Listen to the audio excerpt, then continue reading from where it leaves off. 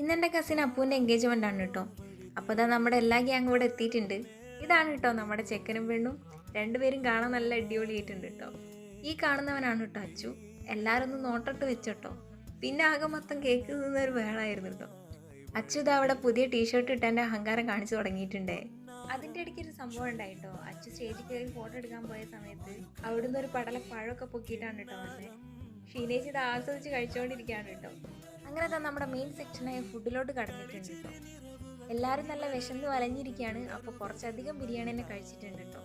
ഇതിൻ്റെ കൂടെ നല്ലൊരു മാങ്ങാച്ചാർ കിട്ടിയിട്ടുണ്ടായിരുന്നേ. അതൊരു രക്ഷയില്ലായിരുന്നേ. എനിക്കിത് അവിടെ ഇഷ്ടപ്പെട്ട ലെഗ് പീസ് കിട്ടിയിട്ടുണ്ട്. അപ്പോൾ ഇതാ നമ്മുടെ കല്യാണച്ചക്കൻ ഇവിടെ വിശന്ന് തുടങ്ങിയിട്ടുണ്ട്. അപ്പോൾ സൈഡിൽ നിന്ന് വാരിക്കൊടുത്തുകൊണ്ടിരിക്കുകയാണ് കേട്ടോ അച്ചു. ഈ കാണുന്നവരുണ്ടല്ലോ, ഇവൻ വന്നപ്പം തുടങ്ങിയാണ് എനിക്ക് 2 ബിരിയാണി വേണം 2 ബിരിയാണി വേണം. പക്ഷേ കക്ഷിക്ക് ഇതുവരെ മുഴുവനാകാൻ കഴിഞ്ഞിട്ടില്ല. അങ്ങനെയൊക്കെ കഴിഞ്ഞ് ഞാനും അതിനേറ്റും കുറച്ച് സ്നാക്സൊക്കെ വാങ്ങി വീട്ടിലേക്ക് വിട്ടിട്ടുണ്ടേ.